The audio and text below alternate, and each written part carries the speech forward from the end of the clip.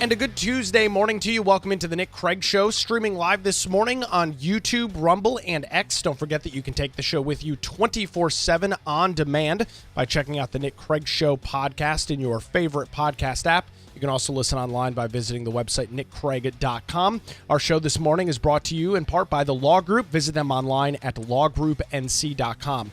More on the Law Group coming up a little bit later on this morning. Well, it has officially been 100 days since President Donald Trump has been in office. We will not be doing that recap today. We'll do it tomorrow. The president is is having a major event in Michigan tonight. There's also a very interesting town hall taking place on News Nation with Chris Cuomo, Stephen A. Smith, Bill O'Reilly, and a couple of other folks. I think it makes more sense to do our recap tomorrow once everything has played out today. So we'll look back at what has been a very busy 100 days coming up for you tomorrow morning right here on the Nick Craig Show. Well, no better way to start a 100-day presidency with articles of impeachment already being introduced against President Donald Trump. It has taken the left just 100 days to decide that the solution for the Democrat Party going forward is to once again try and impeach President Trump.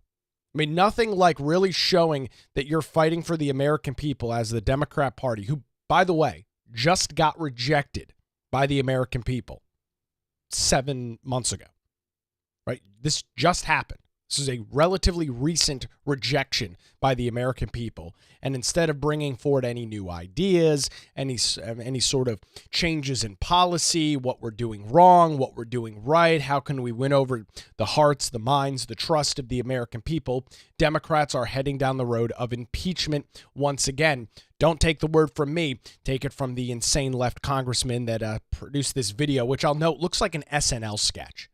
I mean, just the graphics package, the way that this guy is speaking, it literally looks like something that you would see on Saturday Night Live yesterday. I'd love to get your comments in this morning as well at 910-377-6425. That's our text line this morning where you can get your comments in on the air and, of course, commenting on our Rumble and YouTube live chats this morning. So, without further ado, impeach Orange Man. Let's do it. This is Congressman Shri Thanedar. Donald Trump has... I mean, just in the beginning, the video's not even edited properly. You've got like a 2.5 seconds of silence at the beginning, literally like an SNL sketch. This is just staring at the camera. Oh, hi, I'm on. I would like to impeach President Donald Trump. A very poorly produced video coming out of Congress yesterday. Let's hear all about it. Oh, hi, This is Congressman Shri Thanedar. Donald Trump has already done real damage to our democracy, but defying a unanimous 9-0 Supreme Court ruling, that has to be the final straw. It's time we impeach Donald J. Trump. The court said the wrongfully deported Kilmer Garcia must be allowed to return and receive due process. Trump ignored it. He ignored the Constitution. He ignored the very checks and balances that keep our democracy intact. Now I'm going to stop it right there. What does the left think they're going to win with this issue?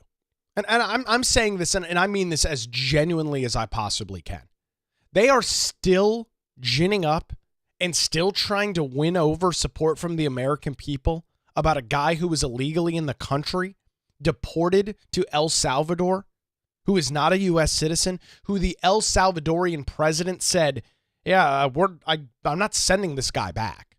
Like, he's a citizen of El Salvador. I have no meaningful way besides smuggling this guy illegally across the border to bring him back into the United States. That's exactly what the El Salvadorian president said in the Oval Office with the president just a couple of weeks ago.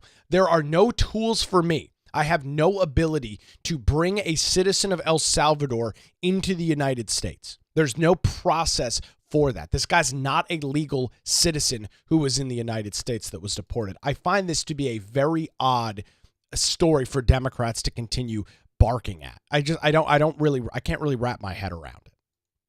This isn't an isolated incident. It's part of a dangerous, deliberate pattern.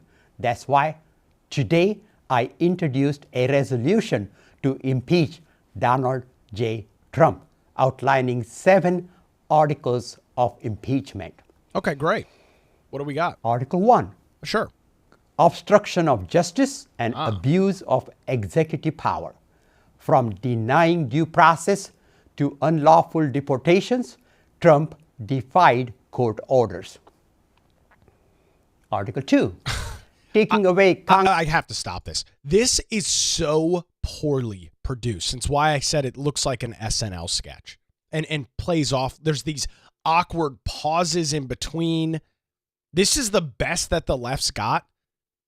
Some clown from, what is it, from Minnesota? Some raging progressive from Minnesota. This is the best that they could do. You're trying to impeach the president. You can't even put together a 3.5-minute video that doesn't look like it was produced in a high school film class. I mean, I made better videos in high school as part of my film class than this thing. The full might of the congressional video authority behind him. This is the best they could do. Is a poorly scripted video. It's nuts. Congress's power of the purse. Trump dismantled agencies and froze funds without permission from Congress. Article 3. Abuse of trade powers and international aggression. He imposed damaging tariffs and threatened military invasions of our allies. How is that an impeachable offense? I mean, he's negotiating situations and they want to impeach him over that. What law does not allow the president to discuss tariffs and implement tariffs on other individuals? I haven't heard that argument at all. Article 4. Violation of First Amendment rights. He has retaliated against journalists, attorneys, and critics for exercising their right to free speech. Article 5. Creation of an unlawful office establishing the so-called Department of Government Efficiency, DOGE, and giving Elon Musk unconstitutional power over our government and personal data. Article 6. Bribery and corruption. He has dismissed criminal cases and solicited payments from foreign governments and coerced legal settlements for personal and political gain. Article 7. Tyrannical overreach. Finally, and most importantly, he is attempting to consolidate unchecked power and erode the constitutional limits of the presidency. In this country, we have presidents, not kings. That's not just misconduct, it's impeachable misconduct. This isn't leadership, it's tyranny. If we let this stand, we are saying the president is above the law, that the United States Constitution is optional. I won't be silent, and I'm calling on all my colleagues, Democrats, Republicans, and Independents, to stand up with me. Enough is enough. Donald J. Trump must be impeached. Unbelievable. What a joke of a video. Now, not only is the idea of impeaching Donald Trump, which, by the way, there was a couple things in there that seemingly was new information to me. I was not aware that the president has been soliciting payments to settle lawsuits. That was news to me that I wasn't necessarily aware of. But in all of it, that's the best that the Democrats can put forward. That's the best that they've got. Like this joker from Michigan, putting him in front of a teleprompter, which obviously he's not capable of reading, with these weird, silent, awkward pauses. And some folks will probably say, "Oh, well, you're nitpicking on details within the video." No, I think this is something that's important to discuss. If you're going to bring forward a discussion about impeaching the sitting president of the United States, then I think you should be able to do it in a succinct manner. I think you should be able to do so in a manner that makes sense to the American people. Right? When you sit in front of a teleprompter and have all of these awkward pauses and seemingly can't put a produced product together, it goes to show how unserious the whole thing is. But that's the point with it. If you can't make a 3.5-minute video describing why you're impeaching the president without it looking like some B-list middle school project, then I'm not going to take what you're saying serious. I mean, it's the same way that if I was sitting here this morning with no microphone and a video camera that didn't work and was all blurry and fuzzy, you would be thinking to yourself, this guy's not serious about what he's doing. It's the reason that I've got high quality broadcast equipment to produce a podcast, because it's something that I take serious. I take pride in what I do, the product that I produce. It's obvious to me that Representative Sherry Tendare of Michigan does not take his product seriously. I mean, the fact, and let's be honest, he didn't produce this in his congressional office. He was sitting in front of some sort of studio somewhere in Washington, D.C., recording this video. And this was the best thing that they could come up with. And so he's got his 7 reasons why he is going to be impeaching Donald Trump. Ran through the 7 articles of impeachment against the president. Most of them, most of them I'm not even sure are actual reasons to impeach the president of the United States. I'm not sure that they're necessarily impeachable offenses. But with all of that being said, this is what the left and this is how Democrats want to operate. And this goes to the broader discussion, the broader conversation as to what do the Democrats think? And really, where are their heads right now as we head into a very influential and very important midterm election? To me, that's the real story here. You've got a political party that has already done this. We've already watched the Trump impeachment trick and pony show in the first administration.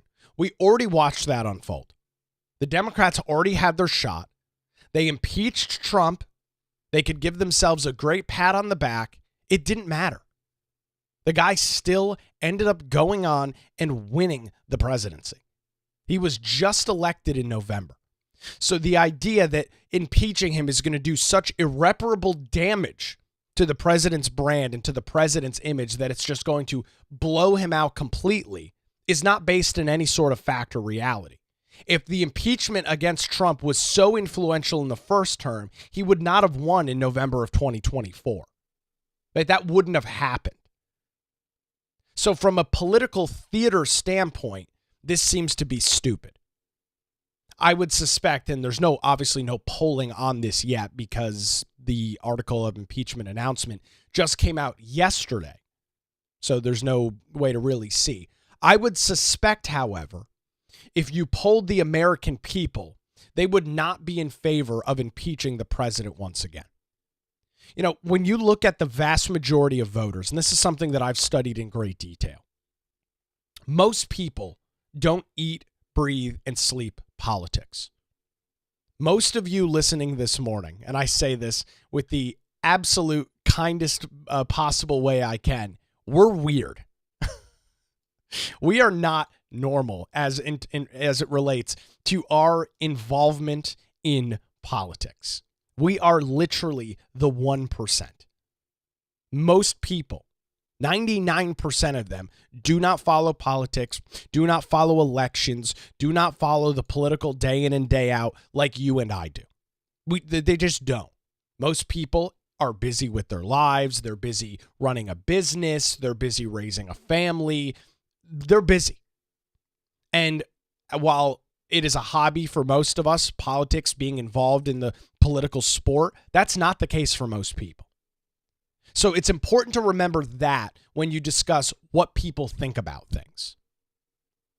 It's important to understand where people stand and what they think when you discuss something like, okay, you poll 100 Americans, right? People that are not all of them super politically involved, and ask them what they think about impeaching the president when they already watched this happen the first time and now the guy's back in office. I think this is something that is very stupid and is not going to be very palatable for the American people.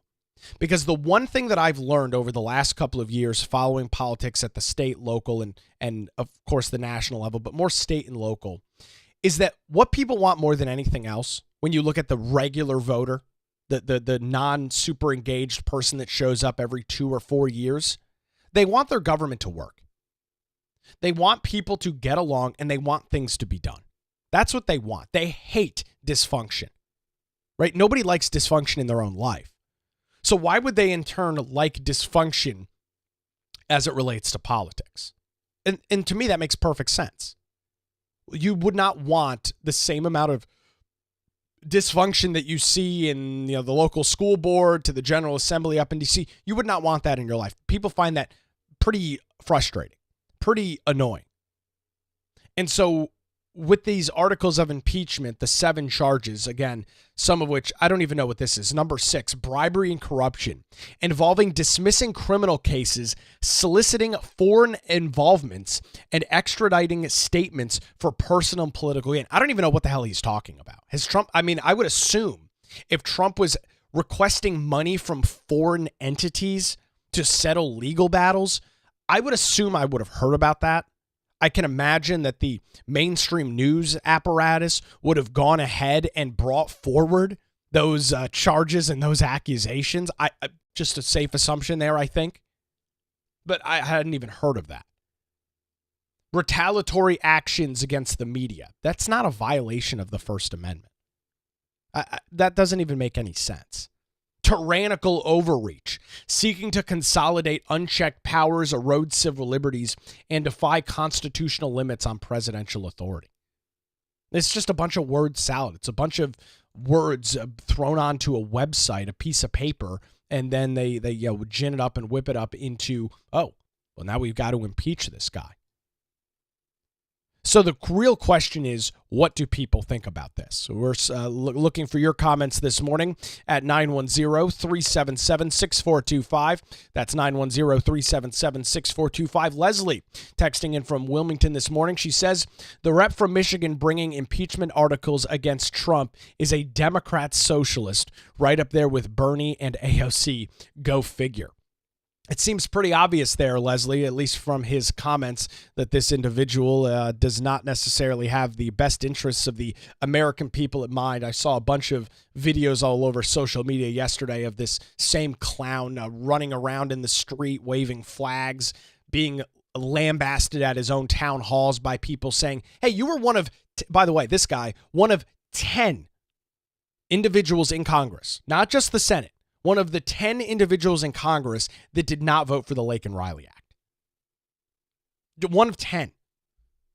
And he claimed that it was because he thought the Trump administration was going overboard with the Lake and Riley Act, which, by the way, did not spawn out of Trump. It was something that went through the process of becoming a law, goes through the House, goes through the Senate, then goes to the president's desk for a signature. I guess he would deem that to be unconsolidated power or something like that. The Democrat Party is in shambles right now. They are operating as a rudderless ship. There is no clear path forward. There is no way for them, at least as it stands right now. This will change. Politics, if I've learned anything from politics, it is a constant 24/7, 365 revolving sphere. It is constantly morphing and changing. But as I speak to you this morning, there is nothing that the Democrats have on their plate. There is no issue that they are banging the drum about this morning that is leading the Democrat Party in a clear, concise venue and avenue forward. It just doesn't exist. They have failed to consolidate any sort of messaging. And I think that was part of Trump's strategy. He has gone with the overload approach in the first 100 days as we sit here this morning. Dozens of executive orders every single week, just constantly pounding away at some of the red meat issues, which his base and the vast majority of Americans support. But he has overloaded the Democrats to the point where they are all over the place. They are completely scattered, and it's why you're seeing various different messaging from different factions and factors within the Democrat Party. All these different factions are messaging their issues differently. And that's something that's unique for the Democrat Party. Because if they are good at one thing, and they're plenty good at this, they are great at coming together on an issue and all marching forward in that issue, whatever it might be. right? They're very good at coalescing behind an issue and saying, this is what we're going to tackle. This is what we're going to fight. The messaging is all the same, whether you're talking to somebody like Chuck Schumer or a radical like AOC, the messaging is the same. All over the Sunday shows, all over cable news, in press releases, they do a really good job at that normally. I think Trump has kind of short-circuited that strategy a little bit from the left, and because there's so many moving balls 24/7, so many different issues that they want to tackle, they've been unable to really grab any of those out of the air and say, this is the issue, right? Because 2 days later, Trump's on to something else, and the Democrats haven't had time to gin up their media spin apparatus to really hone in on the issue and nail Republicans on it, right? That strategy has been very effective for Trump. The overload approach, I think, has worked masterfully for this administration. So 100 days in, or yesterday when these articles were introduced, 99 days into his presidency, we're already talking about impeaching him. I think it's a very short-sighted idea for the Democrat Party. And I'm not alone in this idea that this is a very short-sighted concept. Stephen A. Smith, who I mentioned, is doing a 100-day town hall tonight with News Nation, Chris Cuomo, Bill O'Reilly, Stephen A. Smith, and there's one other person that I'm forgetting. That's taking place tonight at 8 o'clock. The president is slated to call into that event live, by the way. Stephen A. Smith was on his show yesterday, in which he dives into politics, and they were talking about Trump's first 100 days, and this was Stephen A. Smith's synopsis of the Democrat Party. There's polling that's been out over the last couple of days that shows that, the headline, Trump, the most unpopular president 100 days into his presidency. The most unpopular president ever in the first 100 days. Stephen A. Smith's synopsis of this, I thought, was absolutely spot on. Despite his low approval ratings, he's still more popular than the Democrats. So it's really the ultimate indictment against the Democratic Party because, again, despite the noise that he has made and despite unfavorably he's looked upon, the Democrats still can't beat him because you still have nobody to beat him. You don't have a face that resonates nationally. You don't have somebody who's dogged in their beliefs who happen to be able to resonate. We saw Cory Booker, the senator, who's been a guest on this show, speak for 25 straight hours. Not too many people cared. We see Jasmine Crockett and AOC, speaking what they're speaking. Not too many people are caring. We see AOC going on tour with Bernie Sanders, and they're drawing some crowds. But here's the reality. Going the hell off about Trump ain't going to get you so far because all you're showing us is that you're not willing to work with him. And because you're not willing to work with him and the Democrats have control of neither the White House, the House of Representatives, or the Senate, you're powerless. You're just blowing into the wind. Just blowing into the wind. 100% there. Spot on from Stephen A. Smith. The Democrats have no messaging.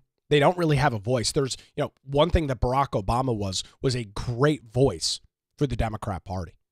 He was able to encapsulate the Democrat message, encapsulate the Democrat ideologies, policies, platforms, everything that is a Democrat. And he was able to describe that in a very succinct manner. He had the charisma. Barack Obama was a phenomenal communicator. And it's one of the reasons why he was so successful, not speaking from a Republican standpoint, but overarching politically, why he was such a successful president for 8 years. He was able to encapsulate everything that Democrats stood for and did a really good job at describing it and explaining it. And you might be saying to yourself, well, Nick, what about Gavin Newsom? Well, Gavin Newsom, of course, has kicked off this new podcast series, of which I've watched plenty of thus far, and he's interviewing controversial people. It's Steve Bannon on his show. But there's one big issue that somebody like Gavin Newsom faces, and it's simply his track record. Right? Gavin Newsom can do a 60-minute podcast with Steve Bannon and seem like a rational individual, and which he does. He does a very good job at portraying himself as a rational being. But then you just have to look at, well, what are the policies that you've brought forward in your home state of California? When you look in that, when you dig into what has happened in the state of California, the financial mess that they're in, the social messes that they're in, I mean, it just, the list goes on and on and on. With all of that, His track record sucks. His track record is absolute garbage. And so you can put on the face of charisma all you want. You can seem as a reasonable guy when you're doing your podcast. But the second that anybody questions you on policy, you've got a very large example, California, one of the largest states in the union. When you look at the examples of what you've done for your state, you would see it's nothing more than every progressive wish list item that has turned California into a raging hellhole. I mean, just a disastrous place to live. It's why you're seeing states like California and New York having unbelievable rates of individuals vacating those states. From California, they're moving to places like Texas and New Mexico and Idaho. They're moving east, trying to get out of the grips of California and Washington State and Oregon. The disastrous policies in those states, they're moving east. Right, when you look at a state like New York, which has and really the New England region as a whole, when you look at what's going on up there, it's the same thing. Taxes are too high, policies are disastrous, the climate sucks, and what's everybody doing? Well, they're moving south. They're going to places like Florida, like North Carolina, like Tennessee, Georgia, South Carolina, Virginia, loading up southern states. It's why North Carolina gained a congressional district last election cycle. Because more and more people are moving to places like North Carolina. Wilmington, the Wilmington DMA, is one of the fastest growing anywhere in the country. Some studies say it's the fastest growing place in the entire country. And you've got individuals vacating the Northeast and moving south. Why? Because the policies suck. And so when Stephen A. Smith says Democrats don't have an individual to carry the message, I think he's right. And his analysis of Cory Booker, who did speak for 25 hours on the Senate floor, I saw no coverage of that at all. I mean, I saw a little conversation on Twitter, but nobody cared. And that's the reality. I mean, you've got this Bernie Sanders AOC political tour that's going on, as somehow those two are going to emerge as the tag team political candidates in 2028. AOC and Bernie Sanders, a former barista from Queens and an 80-year-old guy from Vermont, a self-described socialist from Vermont. That's what the Democrats are going to put forward in a national presidential election in 2028. I mean, you got to be freaking kidding me.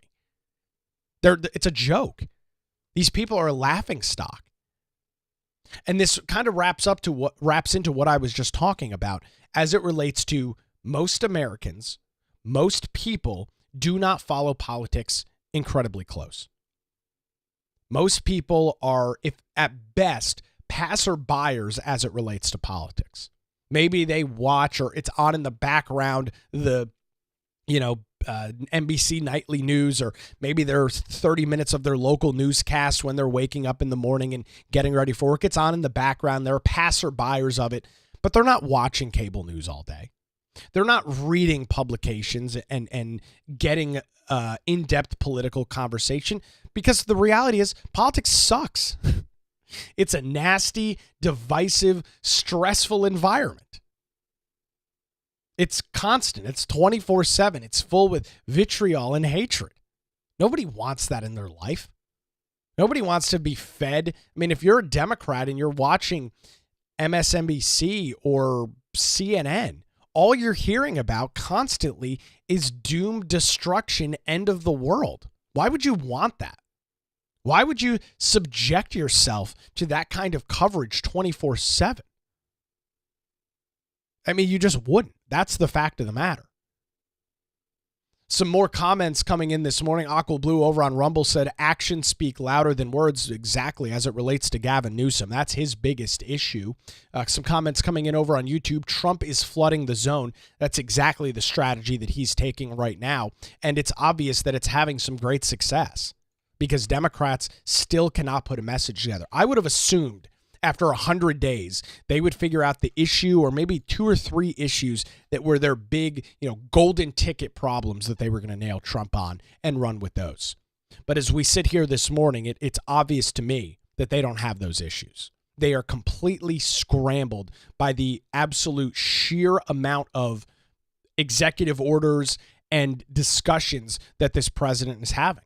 And a lot of it is because, well, he has brought the media right into the Oval Office. I mean, almost every single day when Trump is signing actually every single time Trump is signing an executive order in Washington, D.C., there's somewhere between a 20 and 40-minute press gaggle that takes place during it, in which the media is yelling out questions, Trump's ad-libbing and answering things, not even about the executive order, just anything that's going on.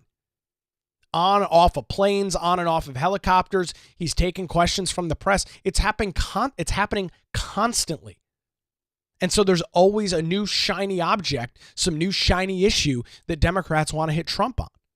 And it's constant. And I think they're really struggling to deal with that in this second term. 910-377-6425 is our text message line this morning. Bruce is texting in from Wilmington. He says, talk about the poll being so biased about not including 50% Republicans and having the world press think that that's a reasonable and credible of upholsters in the tank as much as all other liberal media. Sorry, Bruce, for botching your text message there. The polls are what they are. We know that the polling entities, we know that the media, they don't like Donald Trump. They don't like Republicans. They don't like the president. They don't like what we support. They don't like what we believe. And so it's no surprise that in the first 100 days, these polls are, quote unquote, so disastrous for President Trump. And I put that in air quotes, disastrous, right? Because all of the media coverage is negative. Anything that they say or do, or anything that they say about Trump is skewed in a negative light. So I'm not surprised that his approval numbers are not as high as they should be or could be. Again, you turn on NBC Nightly News, you turn on the CBS or ABC Nightly Newscast that starts at 6:30, I think, 6:30. It's all negative coverage of Trump. And I'll have a story tomorrow as it relates to media coverage within the first 100 days. It's disastrous. I mean, it's a joke for mainstream media. There's absolutely no way that you could look at the media coverage over the last 100 days and think that this is a good idea for Democrats. There's no way that you can look at this media coverage and then not be surprised that, oh, wow, the American people think Trump's doing a terrible job. Well, of course, because again, we're talking about passer buyers of news. We're talking about passer buyers of information. So when all you're getting is 60, 90-second little blips here and there as you're getting ready in the morning and walking past the television or hearing it from the other room, of course you're going to have a negative opinion on Trump. I mean, it makes perfect sense. It's no shock and no surprise at all. And I mean, I'll give you an example of this. Back to Stephen A. Smith. He was talking about Trump and immigration, which is something that we covered the CBS News poll yesterday. 56% of the American public are in favor of the deportations that are going on. You've got Democrats who are bringing forth articles of impeachment against President Trump over deportation when 56% of the country supports it. Here's Stephen A. Smith on that last night. When it comes to immigration enforcement, there is no doubt that Donald Trump has been successful. We can slice it any way we want to, but Joe Biden having an open border policy caused a lot of problems in this nation, particularly the psyche of American citizens. You cannot have folks crossing the border illegally in an undocumented fashion, thinking that that is going to bode well for American citizens. Whether it's courtesy of $53 million in prepaid credit cards that were doled out by the Adams administration, the mayor of New York, whether it's Gavin Newsom in the state of California, indicating that there's some debt issues with Medicare because of the money that you spent on illegal immigration, whether it's crimes in the streets, whether it's the perception that the streets are unsafe in the streets of America simply because of an immigration problem. You cannot have that. And the fact that Trump rolled up in there and cleaned this stuff up, prioritizing border control definitely is going to be perceived as a plus, whether Democrats and others like it or not. I mean, I can't argue, and I'm not going to restate anything Stephen A. Smith just said. He's spot on. Everything he said is 100% accurate. And this is a guy, Stephen A. Smith, who I would not describe as an overarching liberal, and he's undoubtedly not an overarching conservative. This is a guy who I would argue is very much in the middle on most issues. He's a guy that has spent his entire career or a vast majority of his career in media. He's a sports analyst for ESPN. He hosts shows on ESPN. He understands, I would argue he understands the pulse of the American people. While he's not a political mind, for lack of a better term, he's a real guy. He talks to real people every day. And he's now crossed this barrier where he's now getting into political stuff. And most of the points that he makes are pretty spot on. We've played a lot of Stephen A. Smith clips over the last couple of months because when he's talking about this stuff, he is giving the Democrat Party the best possible advice that they could get. Nobody is giving, I would argue nobody right now is giving the Democrat Party on the media scale. Nobody is giving the Democrat Party better advice than Stephen A. Smith. But it's obvious they're not listening. Because if they were, you would not have had articles of impeachment introduced against President Trump yesterday.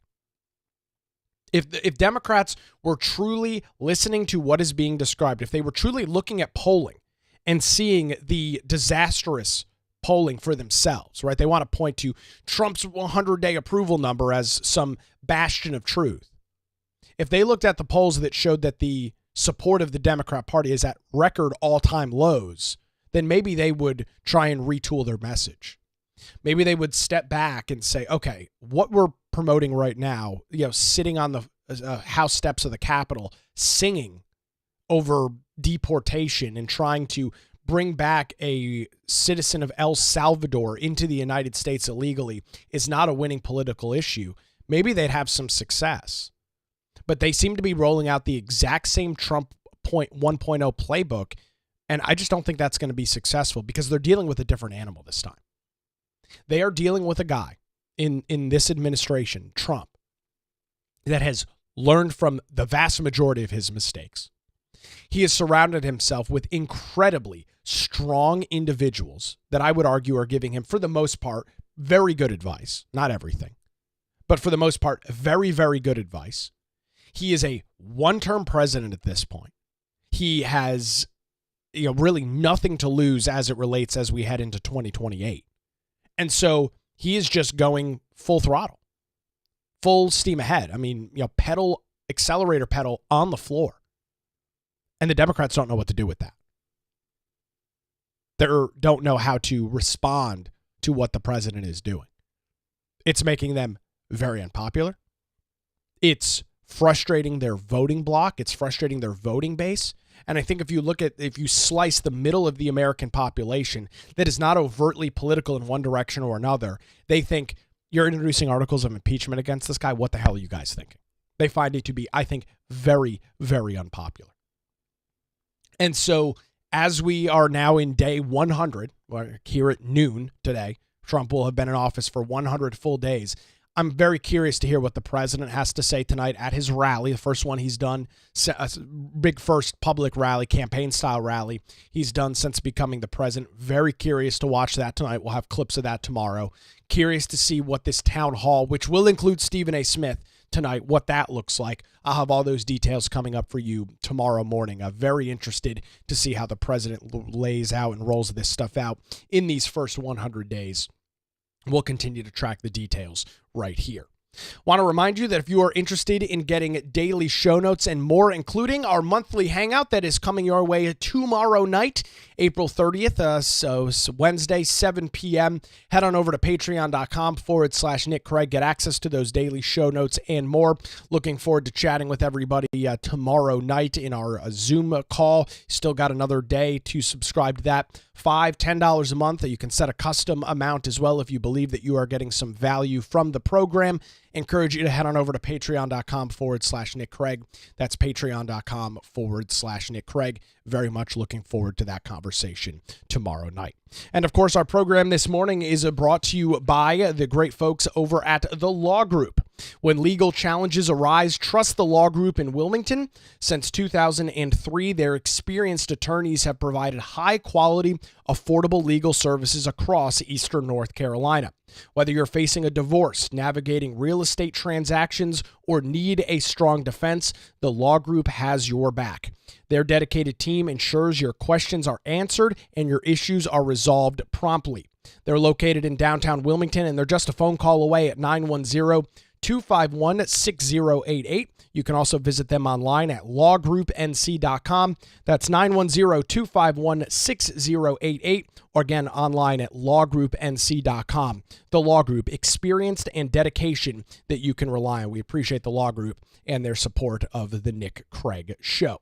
On the other side, we have got a very damning survey for the Wilmington Police Department showing that officers are incredibly unhappy with the state of the department. We'll get into those details coming up after this as the Nick Craig Show rolls on a Tuesday morning, streaming live on YouTube, Rumble, and X, and 24/7 wherever you get your podcasts.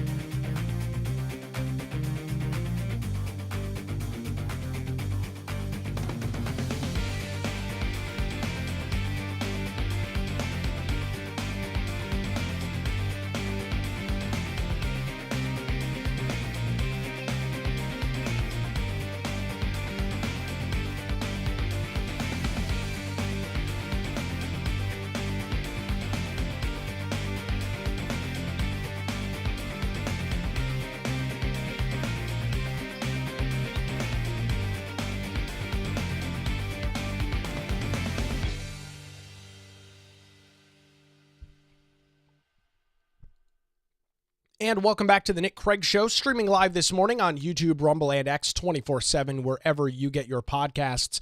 We turn our attention this morning to a local story that shows some big-time issues within the Wilmington Police Department, which is no surprise. A majority of officers inside WPD aren't happy, according to results from a new survey.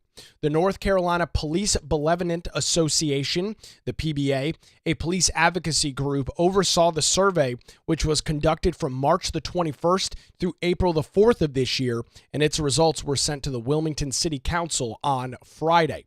The survey included responses from 115 members within the department and a little less than, which is about half of the department. It received a significant dissatisfaction with the state of the department and the city's leadership. In a question asking if respondents would recommend WPD as a good place to work, listen to this. 93% said no. 93% out of 115 members said no. Nearly 80% said that they weren't satisfied with the agency's morale, and over 70% said that they'd rate the department's work environment as poor. Now let's look at let's kind of dive into some of these numbers. Law enforcement is a brutal career. And I say that with the utmost respect to law enforcement. It is a tough career. We've all seen the videos on social media. I saw this ridiculous one yesterday of some woman being pulled over, asked to give her license, just very clearly like, hey, we need your license. You were speeding. Give us your license. She argues with the responding officer, who was a female cop. I need to speak to a supervisor, And as response, supervisor then responds on the scene. And with that, she rolls up her window, locks her door, and the cop threatens her and says, hey, I'm going to break your window if you don't respond.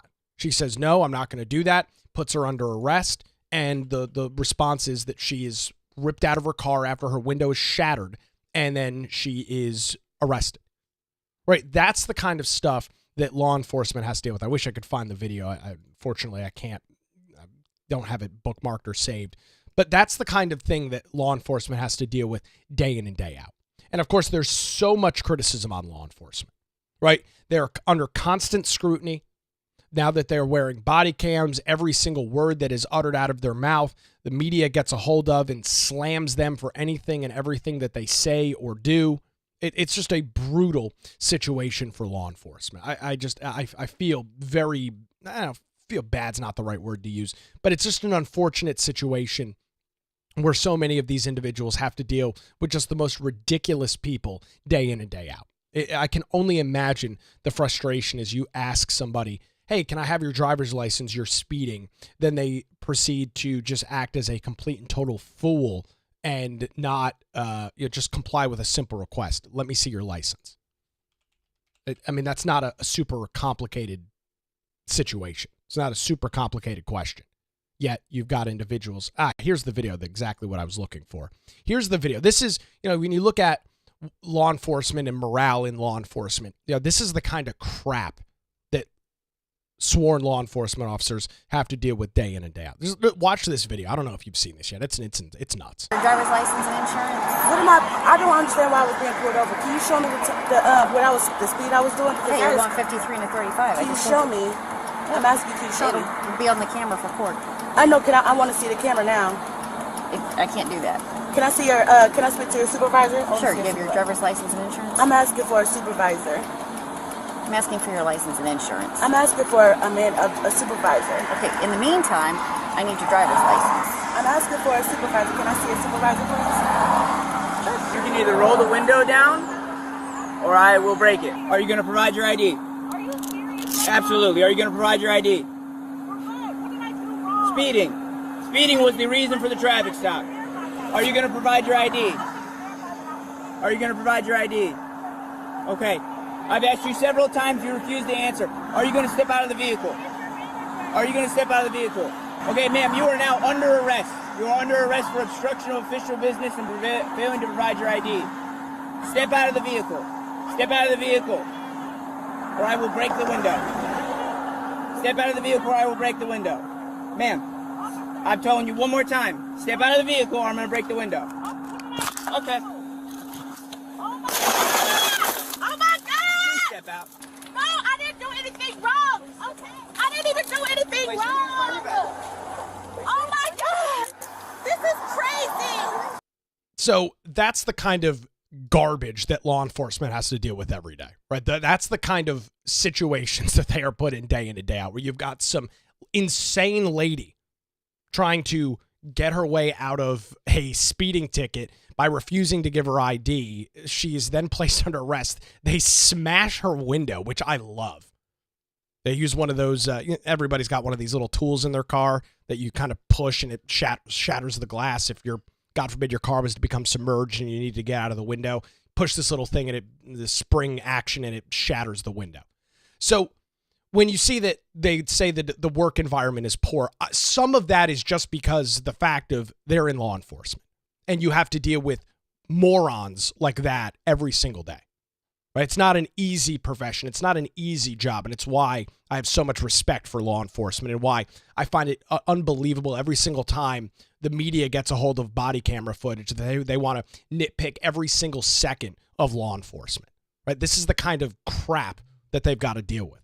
Some rude, entitled lady arguing with them over whether she's going to show an ID. What is a simple traffic stop going 53 and a 35, which may have just been a warning, turns into the police having to smash her window and then arrest her. And what should have been a 15-minute traffic stop for speeding, maybe a simple citation, turns into this disaster. So morale is low, the work environment is poor. Some of that is just the job. Nevertheless, the numbers are still pretty shocking.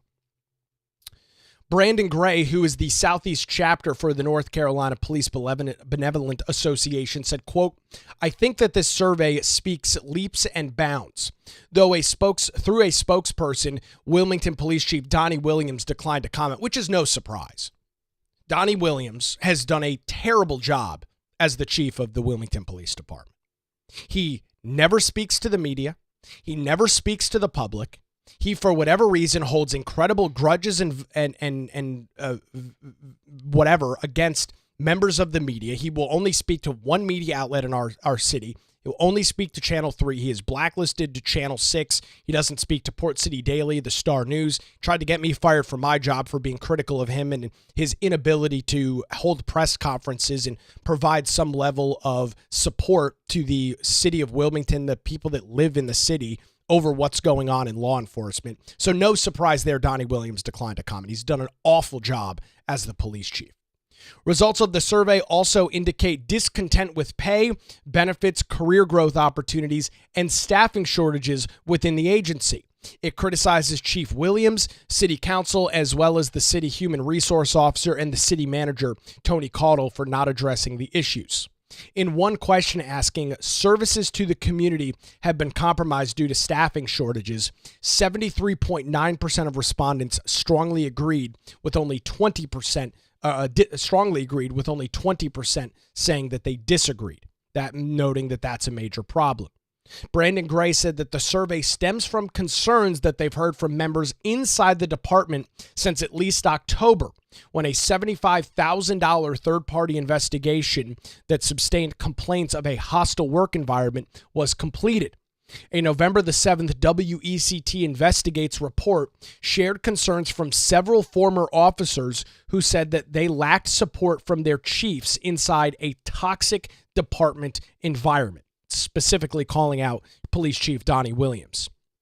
The complaint that triggered the third-party report was filed by retired WPD Captain Mike Fantana, who called Chief Williams a tyrant who threatened to exclude and insult department members. Chief Williams then later called Fantana's complaint racially motivated, because that's all Donnie Williams has got, is to pull the race card, because he's done a terrible job as being the leader of a very large law enforcement agent within the Wilmington Police Department.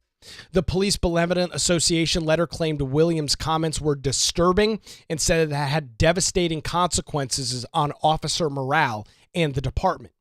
Another question in the survey found 86% of respondents either strongly agreeing or agreeing that Chief Williams has created a racial divide within the agency. Great work there, Donnie, doing a hell of a job. Over 76% of survey respondents identified as white and just 5 total as black, but Gray says race has no bearing on the issues and responses. Donnie Williams is black, 76% of survey respondents identified as white, and 86% of respondents in total said that Chief Williams has created a racial divide within the agency. So 2 thumbs up there for the great work of Donnie Williams. On October the 31st, the PBA met with Mayor Bill Saffo and Wilmington City Council member Luke Waddell for over 90 minutes discussing urgent issues within the department. The PBA called the meeting productive and an important step forward. The organization has been pushing for the city to release the third-party report conducted by USISS, which is a firm that conducted the survey.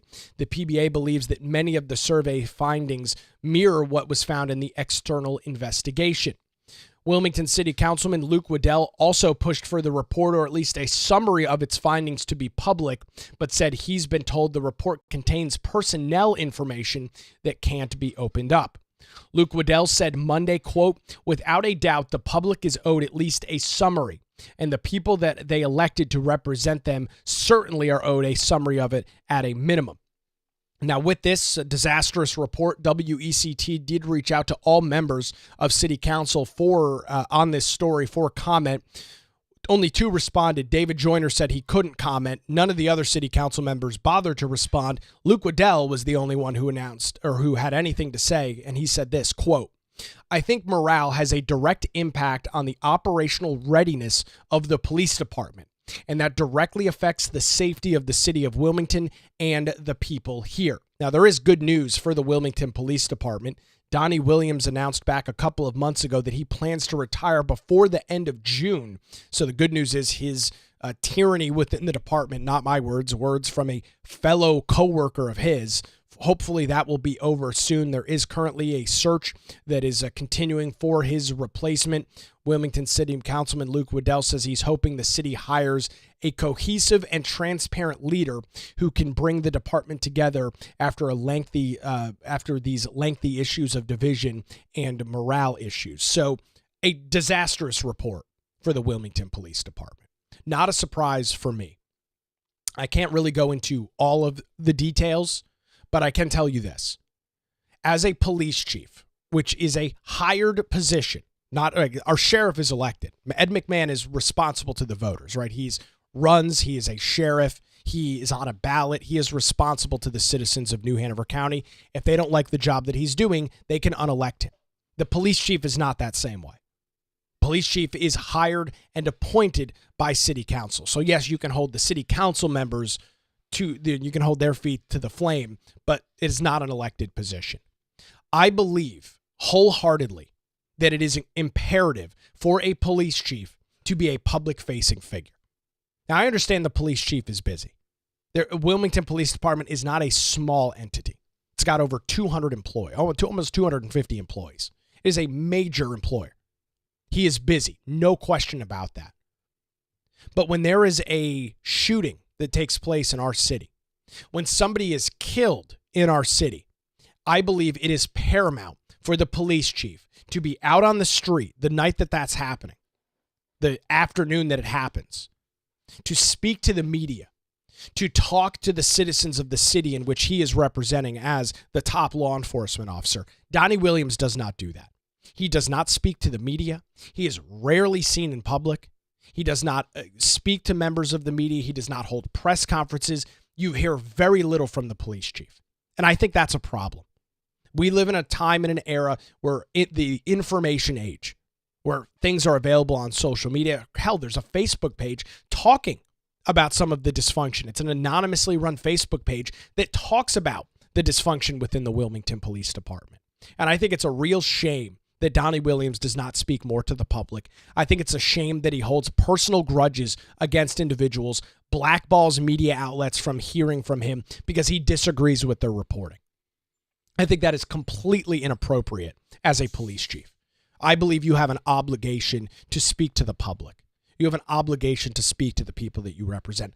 Donnie Williams doesn't do that. He's retiring by the end of June, and I think that's great for the police department. I think that's a phenomenal step forward, and hopefully the next guy that they bring in or gal that they bring in has and is told that they need to be more upfront with the public, that they need to go on TV, go on radio, speak to the newspapers. Right? That's always been the case for law enforcement. For whatever reason, Donnie Williams, I don't know if he thinks he's better than that. He doesn't owe the public any discussion, but it's been a huge issue. I've noticed it in my career, and it's caused some significant issues for me as it relates to being critical of the police chief and then have him try and go behind your back to try and cause some damage to you. It's a really bizarre, wild situation. So that's the story. That's the study. Still waiting for this $75,000 report that the city council paid for. That has still not been made available to the public. The justification is, there's confidential information. Well, then redact it. but make the report available. Not every single piece of that report is confidential personal information. Redact the report, release a summary, and provide the information to the public. WPD has a major issue. The city of Wilmington is growing. There are more and more people moving to the city literally every day. With more people, you need more law enforcement. You cannot have an agency that has such piss poor morale and has a leader that according to 86% of respondents out of 115 agree that the chief is creating a racial divide within the agency. That is completely unacceptable. I think Donnie Williams should be relieved of his position. Obviously, city council's not going to do that because he's retiring, but that is a disgusting number. 86% of respondents either strongly agree or agree that Chief Williams has created, quote, racial divide at the agency. That is unacceptable for the Wilmington Police Department. That should be unacceptable for the citizens in the city of Wilmington. Imagine the stress that that's putting on officers, black, white, whatever, within the department. Not a good situation at all. Unfortunately, I can't sit here and say that I'm surprised. Can't get into any more details than that, but not a surprising situation at all. This has been an ongoing, long-time issue for the Wilmington Police Department, and it looks like the problem's finally going to solve itself coming up here in just a couple of months. We'll have I'll have this full WECT article up in our show notes this morning over at patreon.com/Nick Craig, where you can also get the link to our our Wednesday Zoom call that's going to be happening tomorrow night as well, patreon.com/Nick Craig. Well, that's going to do it for a Tuesday edition of the Nick Craig Show. We'll be diving into 100 days in office of the Trump administration tomorrow morning. Once again, thanks again to our sponsor, the Law Group, for supporting the program this morning. We're back with you Wednesday morning right here on the Nick Craig Show.